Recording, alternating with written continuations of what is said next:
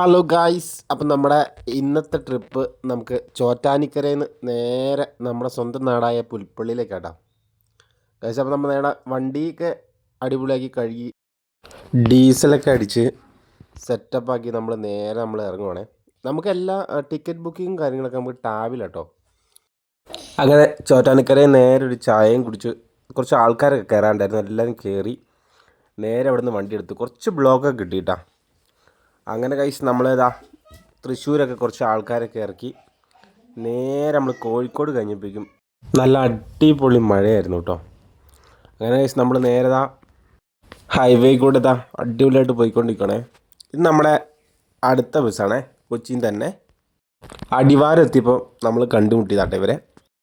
അങ്ങനെ കഴിച്ച് അവിടെ നിന്ന് ഒരു ചായയൊക്കെ കുടിച്ച് മേലെ ഇറങ്ങി കേട്ടോ ഞങ്ങൾ. ഗൈസ്, അങ്ങനെ നമ്മളിതാ ചുരത്തിലേക്ക് കയറി കേട്ടോ. ചുരത്തിൽ കയറിയപ്പോൾ അടിപൊളി മഴയായിരുന്നു, അതുപോലെ തന്നെ നല്ല കോടയും.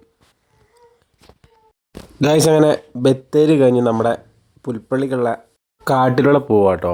നല്ല അടിപൊളി കോടയായിരുന്നു കേട്ടോ. അങ്ങനെ ഗൈസ്, നമ്മളിതാ പുൽപ്പള്ളി ടൗണിൽ എത്തിയിട്ടുണ്ട്. അങ്ങനെ ഗൈസ്, എല്ലാവരും ടൗണിൽ ഇറക്കി വണ്ടി മൊത്തം കാലി കേട്ടോ.